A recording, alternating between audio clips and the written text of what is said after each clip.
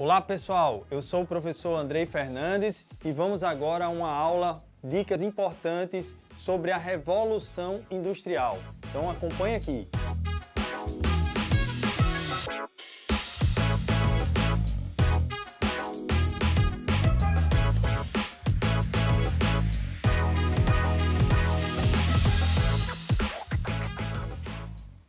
Vamos lá, Revolução Industrial. A primeira questão que a gente deve fazer sobre a Revolução Industrial é: quando ocorreu a Revolução Industrial? Quando ela aconteceu? E aí a gente vai voltar um pouquinho aí na história. Estamos falando de um período que é entre a Idade Moderna, já chegando aí, já passando para a Idade Contemporânea, certo? A gente começa aqui, ó, 1760, mais ou menos, quando começa a engatear a indústria na Inglaterra, e 1860, quando ela já começa a avançar, atingindo várias esferas. Então, para isso, a gente vai entender onde ocorreu, qual o espaço de surgimento da Revolução Industrial. A gente aponta, os historiadores apontam para a Inglaterra. A Revolução Industrial, ela surgiu na Inglaterra. E a gente vai entender que vários fatores levaram ao surgimento na Inglaterra. Primeiro fator que a gente destacou aqui seria o acúmulo de capitais. Não é possível investir numa industrialização sem ter os capitais suficientes para investir. Então era preciso investir, por exemplo, no maquinário. A Inglaterra já tinha um histórico de investimento em maquinário. Antes da Revolução Industrial, tinha existido a indústria, uma fábrica, né, que era chamada de maquinofatura. Vinha as manufaturas, depois a maquinofatura, até chegar ao que seria mesmo essas fábricas da Revolução Industrial. Então a Inglaterra ela já tinha acumulado capitais, e esses capitais elas foram acumulados a partir de tratados, de acordos vantajosos para a Inglaterra e desvantajosos para outras nações. A gente tem um caso bem interessante sobre isso, que é o Tratado dos Panos e Vinhos, em que a Inglaterra assinou com Portugal.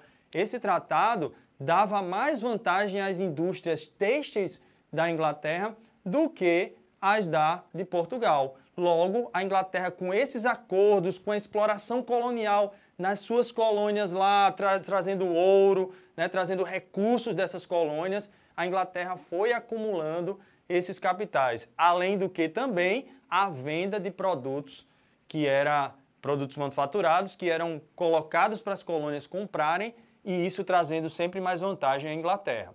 Então, com esses capitais, a Inglaterra vai usar esses capitais na construção dessas indústrias e na promoção da Revolução Industrial.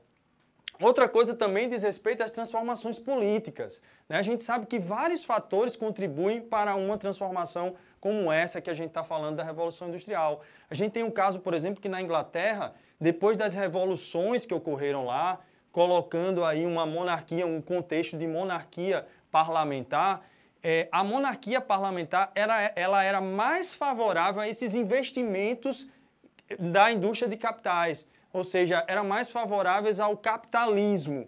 Então, promoveu com isso que uma maior facilidade dos burgueses em investir nessas indústrias. Então, eles tinham mais liberdade, era um capitalismo mais liberal. E isso promovia, era mais favorável para a Revolução Industrial. Diferente, por exemplo, de se fosse um sistema de absolutismo monárquico, que poderia ficar à mercê do rei, investir ou não. Ou seja, poderia gerar entraves econômicos. Mas nesse contexto, não. Nesse contexto, a gente tem uma liberdade maior para que a burguesia pudesse fazer seus investimentos. A gente tem também uma outra coisa que é muito importante para a Revolução Industrial. Preste atenção, a gente tem a questão da mão de obra. Era preciso ter mão de obra em abundância.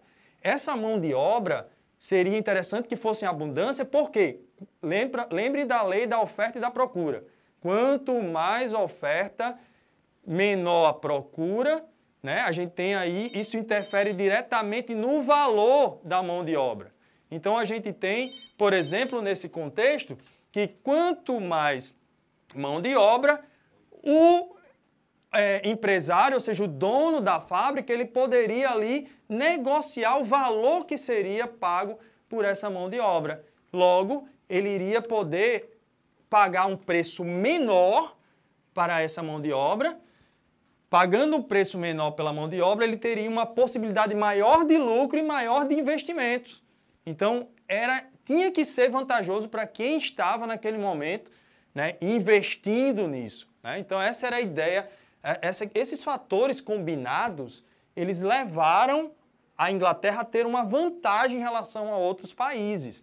A gente tem aqui também as fases da Revolução Industrial, que também são muito importantes. A gente pode entender a primeira fase da Revolução, aquela que ficou limitada ali, basicamente, à indústria têxtil. A Inglaterra tinha uma grande experiência na indústria têxtil. A indústria têxtil é uma indústria extremamente vantajosa, porque a indústria têxtil ela produz os tecidos que serão consumidos, né, na forma de fabricação também de roupas, e toda a população ela usa. Então, era uma produção que era extremamente garantida em termos de consumo. A gente está falando também de uma produção que envolve não só a produção, mas o consumo também dos produtos. E aí vale lembrar um detalhezinho sobre a Revolução Industrial que faz toda a diferença. É a gente pensar, por exemplo, na mão de obra aqui, só voltando um pouquinho, porque para a Inglaterra era mais interessante que essa mão de obra, mesmo com baixa remuneração, fosse remunerada. Daí a gente vai ter um processo de defesa da mão de obra assalariada e condenação da mão de obra escrava. Então, não necessariamente por questões humanitárias, mas sim por questões de mercado. Quanto mais mão de obra assalariada, mais se poderia comprar os produtos que eram produzidos e a indústria circulava, ou seja, a economia circulava, certo? Então, muito importante pensar nessa questão. Eu coloquei também um detalhezinho aqui sobre política de cercamento. Foi um outro fator que gerou esse montante de mão de obra, né? Lá na Inglaterra, algumas terras foram cercadas, exclusivas para alguns tipos de produção. Isso gerou uma debandagem da população, que perdeu basicamente aquelas terras em que eles podiam desenvolver uma atividade de subsistência, e esse montante de pessoas que saem do campo buscando alguma atividade econômica, eles vão para as cidades e lá eles ficam à mercê da mão de obra como operários nas indústrias. Então, caminhando aqui, a gente tem as fases da Revolução. Primeira fase, restringiu-se a Inglaterra por volta de 1760, atingiu a indústria têxtil, como a gente já tinha falado nessa primeira fase da indústria, mas também desenvolveu ali alguma indústria ligada aos transportes também, como trens, navios a vapor. Ficou muito caricaturada essa questão dos navios, né, que passavam cruzando ali os mares da Inglaterra. A gente tem também aqui a segunda fase, já em 1860, vai se espalhar para outros países, como Estados Unidos, Alemanha. Então, esses países vão desenvolver também sua indústria. O motor a combustão foi uma grande conquista dessa indústria. A gente vai ter carros aí movidos, né, a essa combustão. E os carros, telefone, rádio, energia elétrica vai revolucionar a vida humana, né? E como consequência a gente vai ter o quê? Crescimento econômico, a gente não pode negar, a Revolução trouxe crescimento econômico, fortalecimento do capitalismo, o capitalismo industrial agora no contexto, surgimento da classe operária, surge a classe operária, mas também a situação social vai ser reivindicada por essa classe. Isso aí a gente já pode ver como tema de próxima aula. A gente tem também a questão ambiental, a poluição, e ainda hoje a gente vê essa situação que envolve a indústria. Então, gente, algumas dicas aí para vocês, né, algumas características importantes sobre a Revolução Industrial para você fechar uma questão sobre esse tema, ok? Valeu, pessoal! Até a próxima!